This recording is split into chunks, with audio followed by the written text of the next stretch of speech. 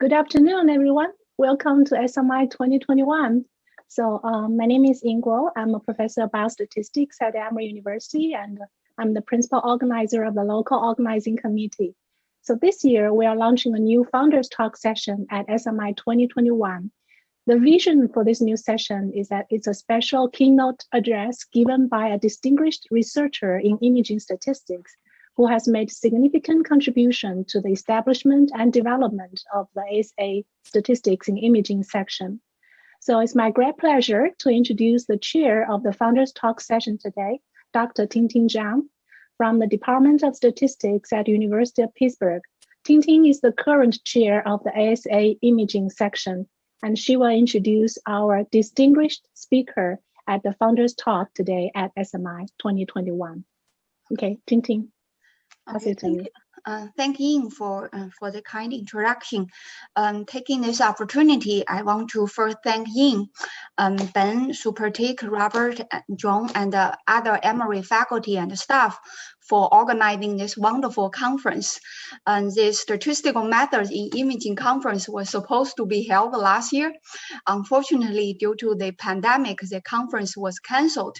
Yin and her colleagues spent a lot of time and energy into converting this conference into a virtual one so that we can see each other here, even though virtually. Hopefully next year we can have in-person conferences and meetings. I'm crossing my fingers. Today I feel very honored to chair the Founders Talk given by Professor Tim Johnson from the University of Michigan. Tim is a distinguished researcher in imaging statistical science. He has made significant contributions not only in imaging research, but also to the establishment and the development of ASA Statistics in Imaging section.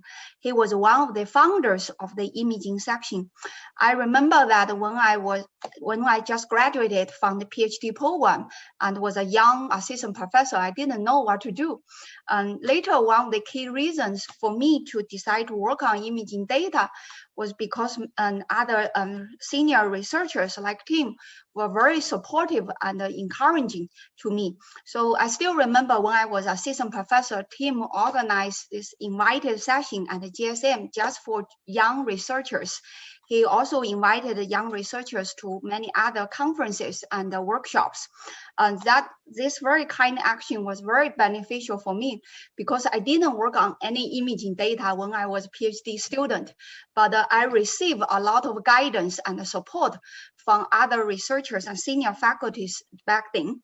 And I want to emphasize that I think the imaging field is a great research field for especially for junior faculty, first and young researchers. For example, you have a lot more data than researchers in this field, so you have many opportunities. Second, thanks to the efforts devoted by other senior faculty, senior researchers like Tim, and they have created a very friendly, positive, encouraging, and especially nurturing environment for junior faculties. So please become a member of the imaging section when you need to renew your ASA membership. Okay, now I should stop talking and let's warmly welcome Tim to give us a talk on a Bayesian semi-parametric model for functional near-infrared and spectroscopic data. So Tim, you can share your Thank you, Ting, for the wonderful introduction. And I want to thank Ing for organizing this session and everybody else at Emory. I'm going to share my screen now, so this will just take a second. Takes a few seconds on the iPad for it to start sharing. And now I need to bring up the talk. Okay. So as Ting mentioned, I'm going to be talking about a Bayesian semi-parametric model for functional near-infrared spectroscopy data. And this is joint work with a former student of mine, Marco Benedetti, and two colleagues, Yulia Kovalman and Xiao Su, who are both in the psychology department at the University of Michigan. Before I begin the talk, I'm going to give a little history of the statistics in the imaging section, since this is a founder's talk. Many of you may be new. And then I'll go on to an introduction of the talk, talk about the model simulation studies of real data analyses, and then wrap up the talk. So, contrary to what Ting Ting said, I really wasn't one of the original founders. This section was founded in 2012. It was a special interest group the year preceding that. And the founding authors are listed here. The chair was Dan Rowe, chair-elect was Hong Tu, secretary is Brian Coffo, treasury was Dubo Bowman, program chair was Martin, program chair-elect was Fernando, publication liaison was Ranjan, cost representative was Kerry Myers. And I asked Tom Nichols on Tuesday what his role was, and he said he was just there for moral support. So thank you, Tom. But his name is listed as a founding member in the ASA website. So the charge of this section is to promote statistics and statisticians' work in all areas of imaging sciences. We foster research, education, and influence of statistics and statisticians on imaging sciences and its associated areas of application. Our goals are increase the influence of statistics and statisticians on imaging science, produce a focal organization and meeting place for statisticians, such as this meeting this week, introduce statisticians and students to modern problems in statistical image sciences, and to organize statisticians for addressing key issues in imaging science. The primary functions, according to the ASA website, are sponsorship, planning, promotion of academic, translational, and non-journal research, and service as a research for public and private agencies. The past section chairs, as I mentioned, Dan Rowe was the first chair, then Hong Tu, I was the third. Ciprian was in 2015, then John Cornack, Martin Lindquist, Nicole Lazar, Hernando, Anju, Ting Ting currently, and I want to give a congratulations to Ingwo for being chair-elect for 2022. And, the history of this, yes. Sorry, Tim. I'd like to add also Ciprian. Ciprian is the chair-elect for 2021. So I'm actually after him. Yeah. Oh, okay. I'm sorry. I missed that. Sorry about that, Ciprian. So here we need to put Ciprian. I guess we're recycling now. Yes, we are. In 2015. And anybody who's interested in participating, please contact any one of us. Yep. Sorry, I knew Ciprian was in there somewhere, but I just got an email recently that you were chair-elect for 2022. So you'll be the chair in 2023, right, Ing? Yes, I Is that think how so. it goes? Okay, Yes, okay, yes. okay. Yeah. So I'll be coming after Ciprian. Yeah. Okay. It will be All chair right. elect 2022. Yeah, the chair is chair will be. Ciprian. Okay. Yeah, Ciprian will be chair next year then. So this meeting has been running. This will be the 6th year now. Well, we missed a year, so it was at Michigan. I was the first one to host it in 2015. And then it went to Colorado, then to Pittsburgh, Pennsylvania, or University of Pennsylvania, California, Irvine. And last year, as Ting Ting mentioned, we had a hiatus. This year, virtually, but it was supposed to be at Emory the past 2 years, but we're doing it virtually. And this meeting is pretty much our primary source of funding. The proceeds from these meetings go to sponsor student paper competitions, JSM section meetings, and other functions as deemed appropriate by the current officers. Currently, I wanted to point out that we have about 370 members now. And when in 2015, we had roughly 170 or so. So we've doubled our membership in the past 6 years, which is great. That's about a 12% increase per year. And I was thinking about that, and I wish my retirement funds would get 12% per year every year, but I don't always do that. Okay, so on to the talk. What is fNIRS? Let me start out by talking about the near infrared light absorption. In the near infrared spectrum, down at about 700 nanometers wavelength, The deoxygenated hemoglobin absorbs more light than the oxygenated hemoglobin, and around 900 nanometers, the oxygenated hemoglobin absorbs more light. And if you think about it, if you take your phone, turn on your flashlight, cover your flashlight with your finger and look at it, you'll see your fingers pretty much red. And that's actually the red light passing through tissue. Near infrared light passes farther through tissue and bone. Okay, so the functional near infrared spectroscopy uses this near infrared light to measure concentrations of both oxygenated and deoxygenated hemoglobin. So you can see over here on the left-hand side, this little girl's wearing a cap with a bunch of emitters and detectors on it.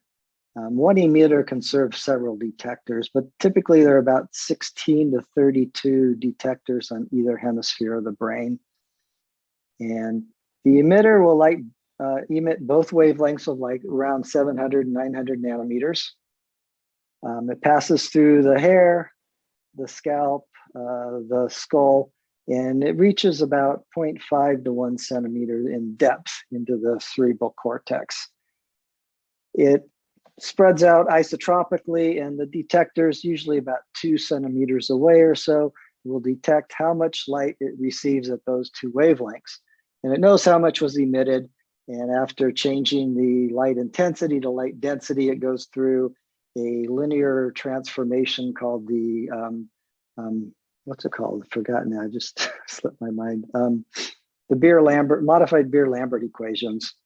And that'll convert the light intensity to concentrations of oxygenated and deoxygenated hemoglobin.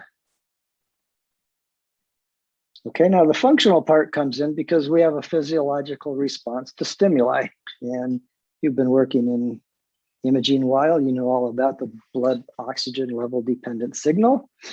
In the resting state, here's a cartoon of a capillary with both oxygenated and deoxygenated hemoglobin.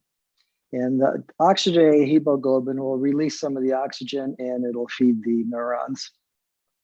When that part of your brain is activated, the capillary will dilate, you get more blood flow, and as you can see from here, more oxygen flowing through that region. And the functional near infrared spectroscopy setup can detect these changes, as does fMRI, but in a different manner. So this bold response is not instantaneous. I'm going to, in this talk and the software, I model it using the hemodynamic response function. And I'm using what's called the canonical HRF. And this is often used with time and dispersion derivatives. So the canonical HRF starts out, it's a double gamma digamma function. It starts out at 0, increases to a maximum of about 5 or 6 seconds, decreases to back to 0 in about 12. It overshoots a little bit at around 15 seconds, and by 30 seconds, you're back up to baseline. Okay. Here's an example of fNIRS data. And this data came from a male patient about 25 years old who had been deaf, and they put a cochlear implant in one or both ears. In the cochlear implant, you can't put the person in an fMRI magnet because there's magnetic material in the cochlear implants. And I've standardized the fNIRS signal. This is just the oxygenated hemoglobin signal. That's what I'm going to talk about the rest of the day. Typically, these are on the order of about 10 to the -6. So it's pretty small signal. And I've standardized it here to have a mean of 0 and a variance of 1. And you can see down here is the design. The black and red were 2 different sounds that were given to this patient with earphones on. One was a steady frequency and one was a pulsating frequency of noise. They wanted to see if the cochlear implant was working, at least physiologically. I guess the person could tell you whether or not he was hearing noise. So I know in the abstract I talked about problems with motion, and we'll get to that later in the talk.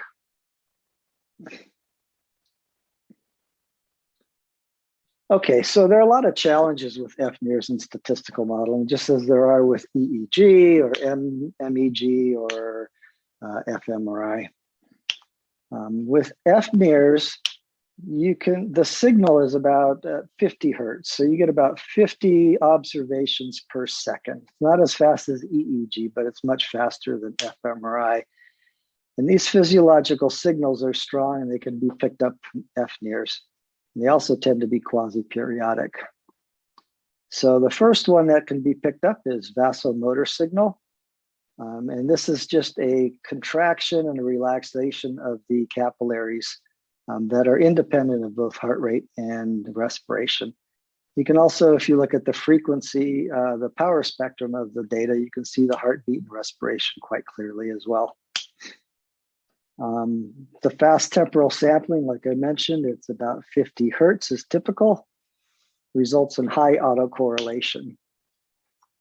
We also get motion artifacts, and most motion artifacts are called shift motion artifacts. You'll be going along with some signal and all of a sudden they move and it'll make a big jump, you get more signal and maybe it jumps back down here.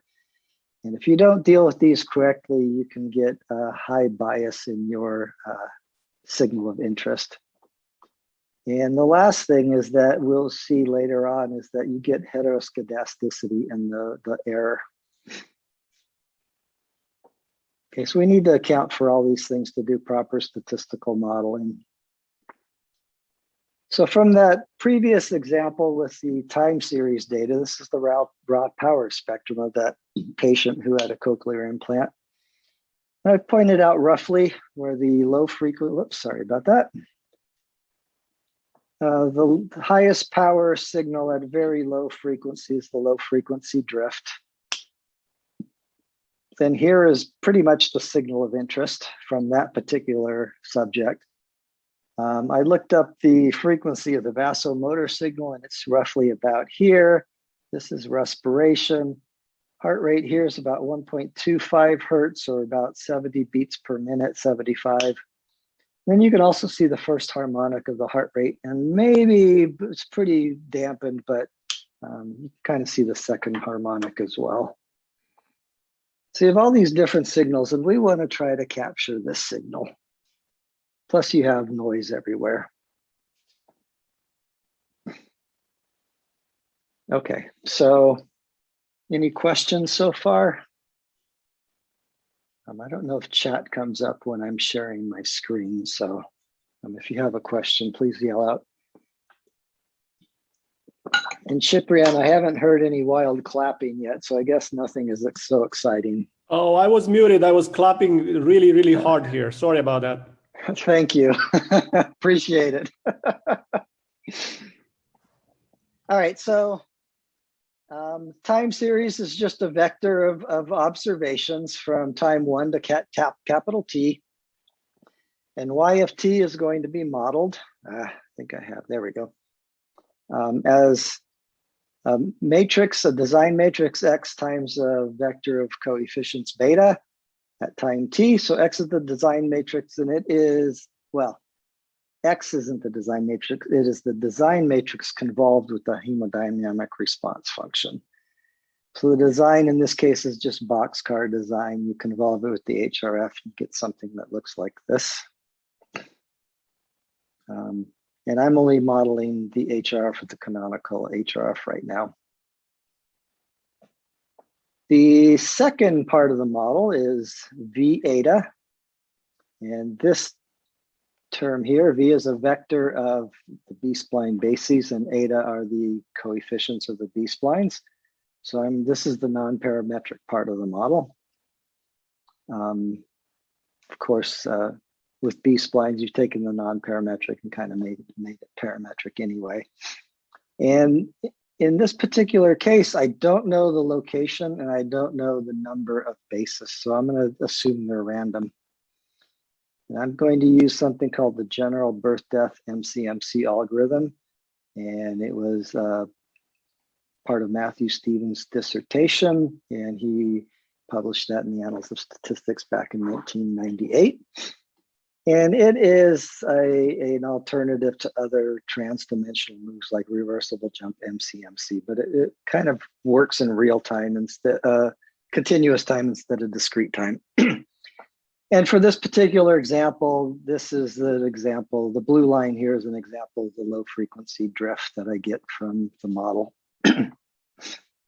without the other components, of course.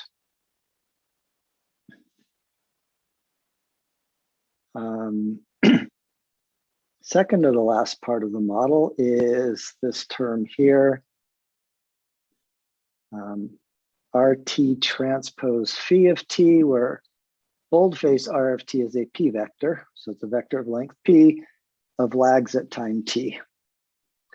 So it's a vector of length p of lags RT minus 1 through RT minus p, where R of t is y of t minus the fit from the signal of interest and then the low frequency drift. I forgot to mention out that the low frequency drift also will model the motion artifacts. And I'll show that later in the talk. Okay, so this is kind of like a residual. It's the y minus the expected value of y, because this is going to be a mean zero process. Phi of t is a p vector of the time varying autoregressive coefficients at time t. And before I forget, since I saw her log in, a few years ago, I was talking about this at a ISBA conference in Italy, and Raquel Prado was there, and she mentioned to me that I might want to try using time varying autoregressive coefficient modeling in DLM. So I want to give a shout out to her and a thanks to her for giving me this idea. Finally, we have the model error term epsilon t, and they're going to be independent, but they're not identically distributed, so we can take care of the heteroscedasticity part of the model. So very similar to fMRI model, you have the signal of interest part, you have a low frequency drift part. Usually they just use an AR3 or something like that to model fMRI time series, and this is usually IID. So there are a few differences here. And this part is usually modeled with a discrete cosine basis or Fourier basis with a small number of components. All right, so it's a Bayesian model, so of course we have to place priors on all the parameters. For the coefficients of interest are beta. I'm going to put a flat prior on that. For the spline basis coefficients, it's going to be multivariate normal with a mean of 0 and a diagonal covariance matrix where k is a constant. Number of basis, or the knots for the spline basis, I'm going to use a Poisson 5. If you look at the data, you might choose 10 if you think it's a lot noisier. But this gives us some variability in the number of knots that we need to choose. And the knot locations to start uniform on the time range of the data. And these three things are used in the birth-death MCMC part of the algorithm. And I fixed k to be a constant here because if it's not, if the number of bases grows large, k can get really small, or if k gets larger, the number of bases will shrink, and it's kind of hard to control both of them. So you need to set k so you get a good mixing in the number of bases. And I take k to be approximately equal to the standard deviation of the data. And since I standardize the data, that's equal to 1. Epsilon t, I said it was normal 0 with a variance sigma t squared. And then the time varying autoregressive coefficients, the vector phi of t and sigma squared t, I'll discuss in the next slide. A little bit more discussion is needed there. So if we take those last two terms of the model, R transpose phi of t plus epsilon t, and call it Q of t, T can go from P plus 1 to T, where P is the current order of the DLM. I'm going to let the order change. It's going to be random.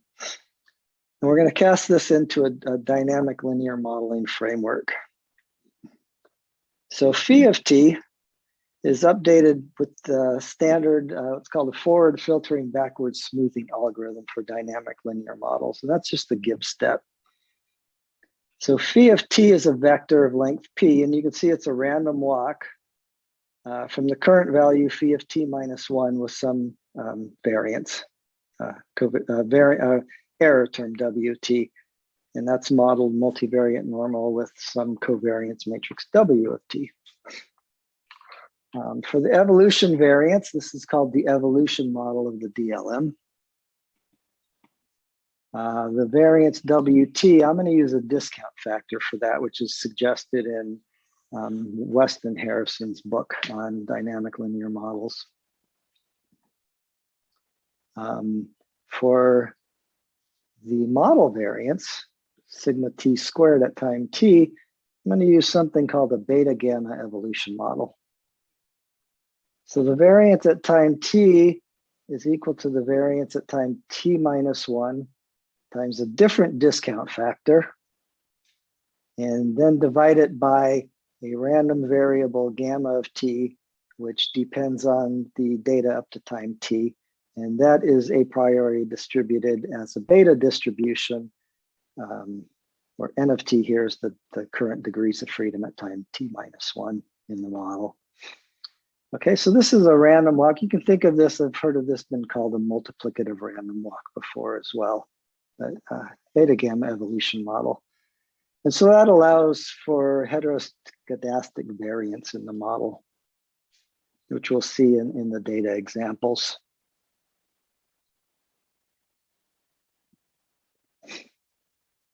Okay, so I'm going to update beta and eta jointly using a Gibbs update. Conditional on everything else. So I already have my basis fixed at a particular iteration. So I know the number of the length of eta I need. The knot locations of the B-spline basis, and the number of knots, and use this birth-death MCMC algorithm. And so this birth-death MCMC algorithm is nested within a larger metropolis within Gibbs algorithm. And you run this for a virtual amount of time. Run for some time, say, it's just a virtual time. And then you come out with a new set of, hopefully a new set of knot locations and number of knots. It may change, it may not change.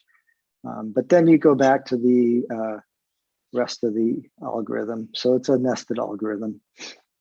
The knot locations for the B-spline bases are further updated after I come out of the birth-death MCMC algorithm via a Markov chain Monte Carlo algorithm. And this helps with mixing in the number of knots and the knot locations. You could just run the BDMCMC, but it doesn't mix as well. But if you update the locations afterwards using MCMC, it mixes much better. So in the book by Harrison and West, which I have a reference for in the end of the talk, they suggest values of the discount factors in the time-varying autoregressive order be selected a priori by maximizing the log likelihood. Because you can integrate out all the TVAR coefficients, and you can maximize this log likelihood after you integrate those parameters out. I can't do this in our model, however, because the mean structure is not known a priori. And if you remember, Q of T is equal to R of T transpose phi of T plus epsilon T. And each one element of here, say RTP minus 1 is equal to Y of T minus X beta of T plus V eta. And then you have like a p-1 here. I guess these should all be at p-1 or t-1, say. Okay, so without knowing these guys, I don't know this. So I can't select these a priori.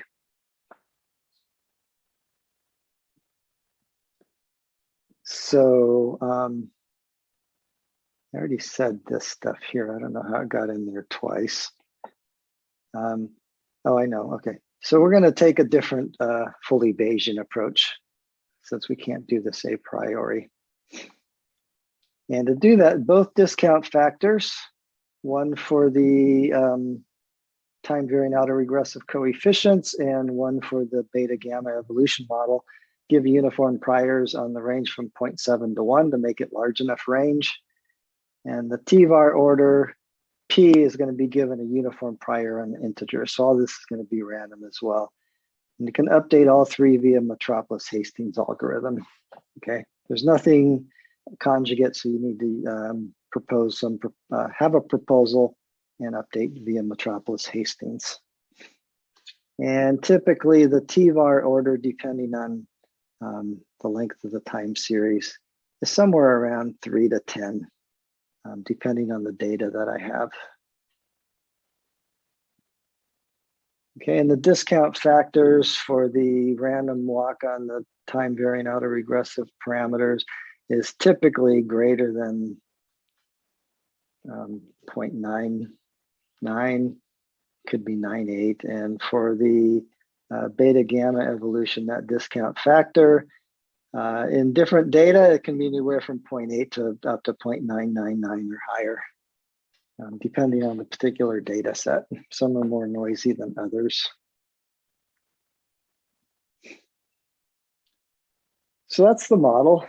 I wanted to do some simulation studies on it and compare it to a model that was proposed in 2013 by Barker et al. And I'm going to call it the autoregressive iterative reweighted least squares model. It's a frequentist version. We'll talk a little bit about that in a few slides. But 4 basic data sets I'm simulating. One where I have no motion and no low frequency drift. So I just have autoregressive noise here and normal 0, 1 variance. Another case where I have no motion and a sine low frequency drift. These are about 9,000 time points, the same as the data set for the cochlear implant patient. In the lower left-hand corner, I have motion and no low frequency drift. So I have a shift artifact here of about height 5. So it shifts up to here and then it stays flat. And then one where I have both the sine curve and motion involved. So I simulated 2,000 data sets for each of the 4 settings. So just normal 0, 1 noise added to an AR3 model with coefficients 0.5, 0.2, and 0.15. So nothing time varying in the simulation study. So if anything, it should give advantage to the AR-IRLS model. Marginal variance was 1. I have an event-related design. This is a block design with 10 events. And I'm looking at 2 cases, one where beta is equal to 0 and one where we have a signal of 0.5. So signal to noise ratio is about 1/2. So this AR-IRLS model, it's used by my collaborators at Michigan, and they consider it state of the art. It's the best model I could find in the literature, meaning by best, I mean it's the most statistically complete model. So what they do is they fit an AR iterative, they use iterative reweighted least squares to fit the model. Then they take the residuals of the fit, compute the AR order, whiten the data with that AR structure, refit with IRLS, find the AR model, and they iterate back and forth till convergence. And they use the iterative reweighted least squares because They want to use a robust model. So this is actually a weighted least squares thing where they compute the influence of each, the hat matrix basically, and use that as weights for in the IRLS model. So they can account for heteroscedasticity as well. So I'm going to compare our model with that model using something that Box and Ruben and my colleague Rod Little call calibrated Bayes. And so basically that's, you run a Bayesian model and you look at frequentist properties. So I'm going to look at coverage, bias, root mean squared error, and length of either the Bayesian credible interval or the IRLS confidence interval. The first case, it didn't have any motion and no low frequency drift. Bayesian model does a little bit better at coverage. Both are pretty much unbiased. Mean squared errors are comparable. The length of the Bayesian credible interval is slightly larger. That may account for the better coverage. If we have no motion and low frequency drift, again, do a little bit better with coverage. It could be due to the length of the credible confidence interval. Pretty much both cases are unbiased and MSEs are similar. Where things differ is when we have this motion artifact. In both cases, the IRLS model does a horrible job with coverage. Okay. I don't do too badly. The Bayesian model bias, their bias is almost 100%. Well, here it's 1,000%. 0.47 when the true parameter value is 0. That's their bias. I have a little bit of bias, about 6% here. Well, I'm sorry, I can't talk about percentages when beta is equal to 0. Bias of about 0.03 and 0.06. In the two different cases, low frequency drift or not. So it's doing much better, still a little bit of bias. Mean squared error, root mean squared error is much smaller. And the length of the confidence intervals for the frequentist method are about twice as large as the Bayesian method. No surprise, when beta is equal to 0.5, we get similar results. However, now we can talk about power. For the case with motion, things are comparable. Again, do a little bit better coverage. Bias, you can't really say anything. Power's roughly similar between the two. They might have a little bit more power. Mean squared errors are about the same. But when we have motion is when things really break down in the frequentist realm again. Coverage is terrible. And since coverage when beta was equal to 0 was so bad, you can't really talk about power at all. I mean, you can, but it's pretty much meaningless because you don't have a type 1 error rate of 0.05 in this model. Again, they have bias that's almost 100%. We have bias of about 6 and 3% in these two cases. Power is close to 90. MSEs are root mean squared errors are much smaller, and the lengths are again about half the length of the IRLS model. So very comparable models when you don't have any motion, but when you have motion, the IRLS model does not do a good job. And in this model that they proposed, they left the motion up to the robust estimation procedure. Okay. And it's too much motion for them to actually estimate it properly. What happens is that the influence is so large there that the standard error gets very large for those values and everything goes haywire. And most of my motion is being picked up by the low frequency drift term as well. So here is one example that it's just a typical example. I just pulled one out at random. And on the left are results from the frequentist method. Since they're using a discrete cosine basis, a low order, to fit the low frequency drift, they cannot fit properly the motion here. Whereas the Bayesian semi-parametric T-var model, it does pick it up. Okay, so you just fit a lot of spline bases near this motion artifact, and you can pick that up pretty easily with B-spline bases. That's not the whole story with the, well, one more slide first. Here's the signal of interest when beta is equal to 0. You can see for the frequentist model, the estimate MLE was minus 0.21. And although the 95% confidence interval covers 0, you can see that it is biased negatively. For the posterior estimate of the mean of beta, value was minus 0.03, and the credible interval is pretty much symmetric, about 0, a little bit lower. Tim? And these, yes? Where is the bias coming from, you think? Do you think it's because of the two-step procedure, or is there something else? I think it, well, so my former student, Marco, did a lot of work. He was running all the AR simulations. This was in MATLAB, the AR IRLS models in MATLAB. So he was doing all the simulations, and he looked more carefully into it. And it really depends on where this motion is.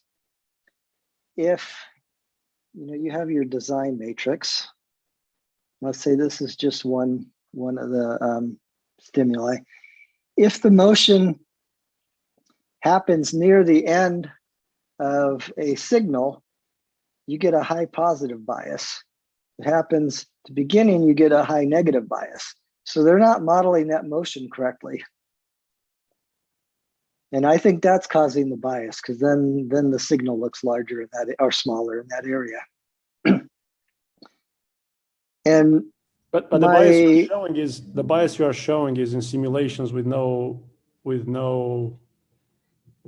right? The bias that you just showed. This is with motion. This is with motion, but on the previous slide you had something without motion. It was just a simulation with 0 mean, right? Yeah, well, the beta was 0. Here's no motion. And when they have low frequency drift, they do good. It's only in the cases when they have motion. Oh, I see. When the beta was equal to 0, yeah, you don't have anything. It's again, even though you don't have a signal,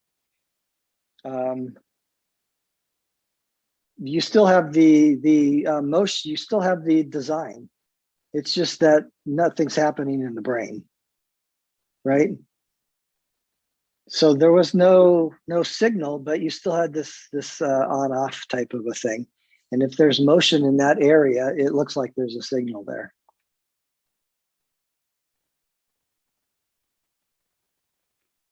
Right, you still have the design, you still have the stimulus, but beta is equal to 0. So in the model, you still have an x beta term. It's just that beta turned out to be 0. You still have x beta, right? And x up here is, larger than 0. And if you have a motion that happens near here, their robust estimation procedure just can't handle that motion. And so what's left over gets put into this beta, is what I think is going on.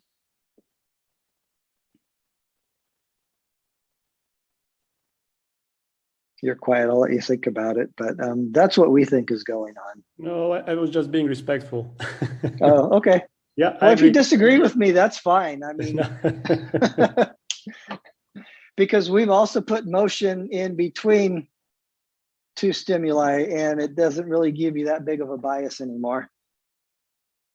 But my colleagues in psychology, they work with children, and in children, you have a lot of motion, and it usually happens during the beginning of a stimulus because they're startled, or at the end of the stimulus when they relax. There's no real coupling on this thing, and it was just put on the scalp and the hair, and so it's easy for those emitters and detectors to move on you, and that's what's causing the motion. But yeah, that's what we think is going on with the bias. I can't think of any other reason.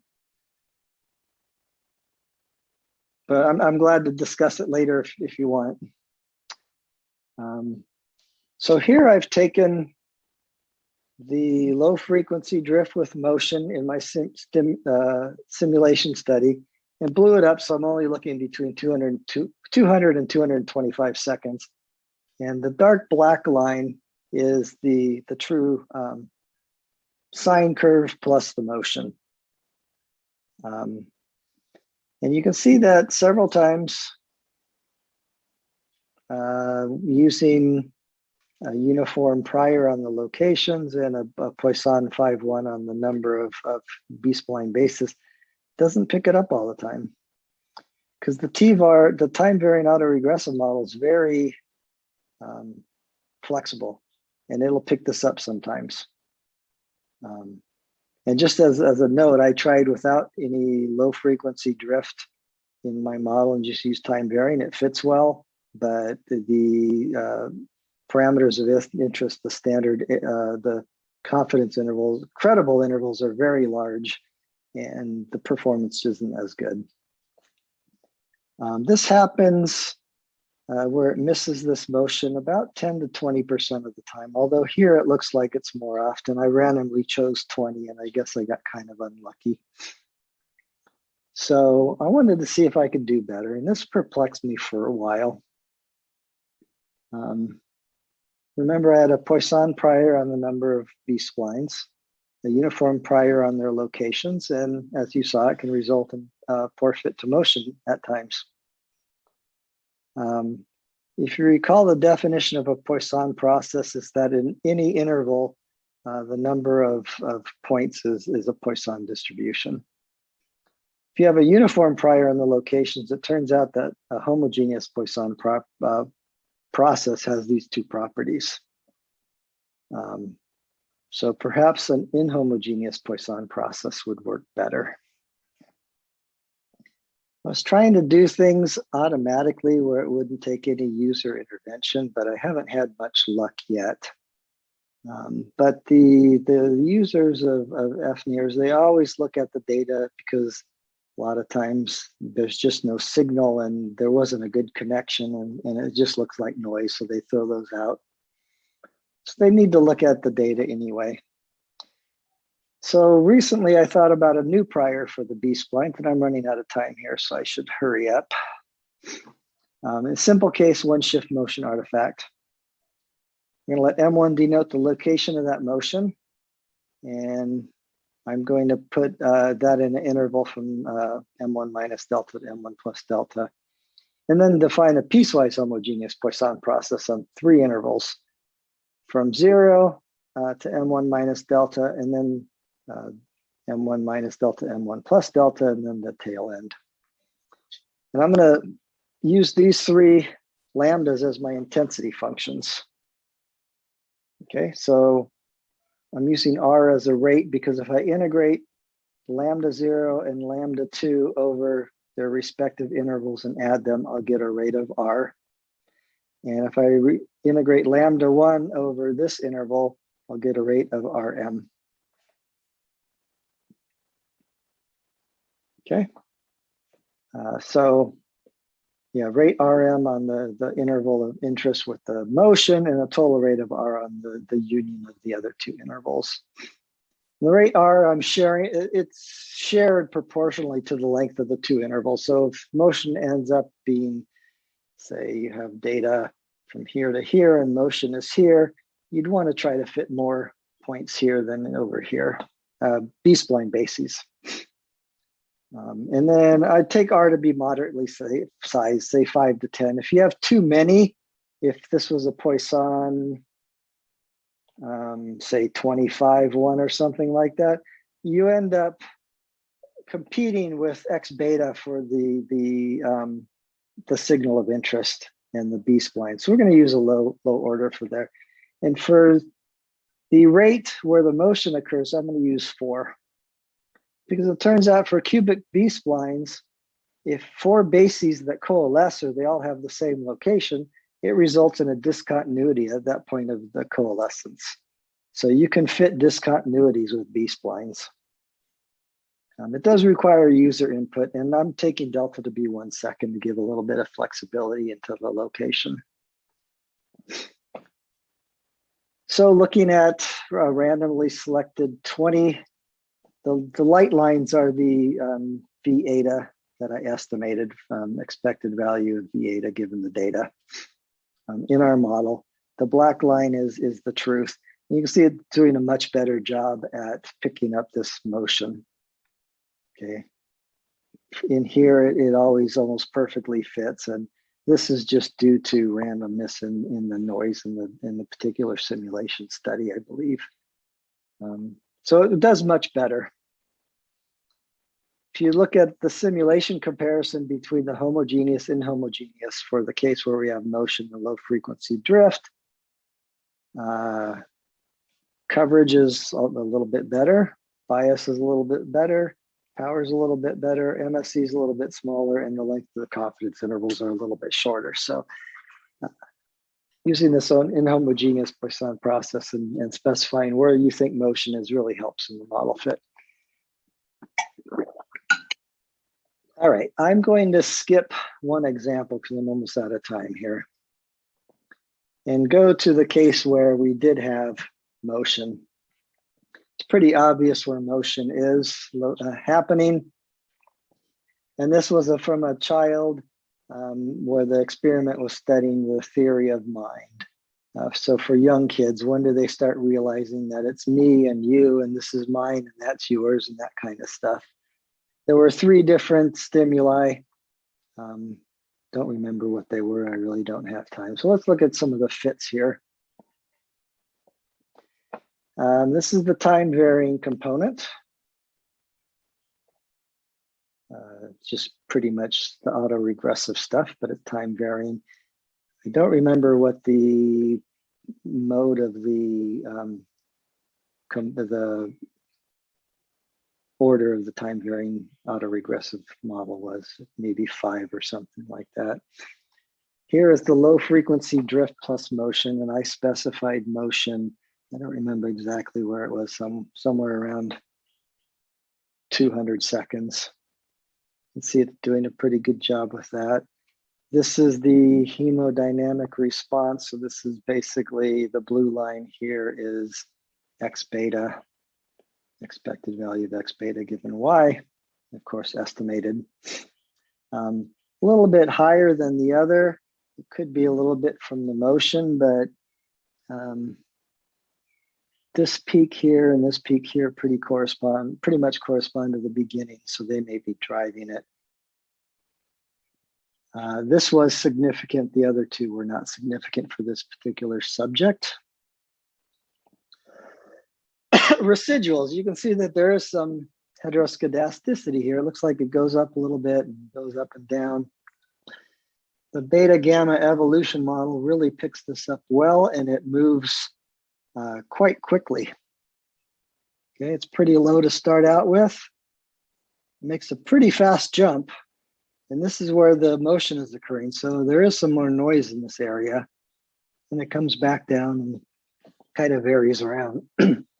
But it can respond quickly to heteroscedasticity and big jumps in noise. This is the autocorrelation function of the residuals. For the most part, this is a complicated data set model. There are a few places where there is a little bit of autocorrelation outside of the 95% confidence intervals here, but overall, I think it's doing a pretty dang good job. And I'm a minute over, so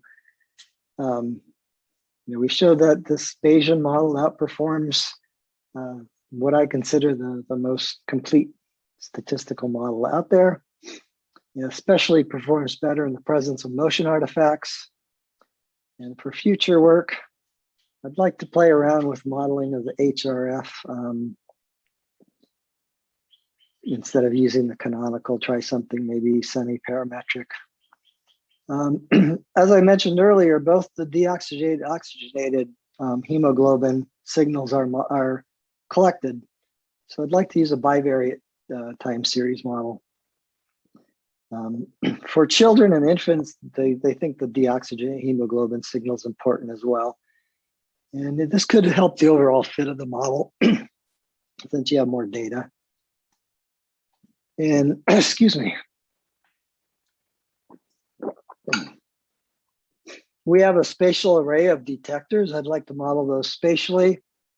And then, of course, they're always interested in group modeling.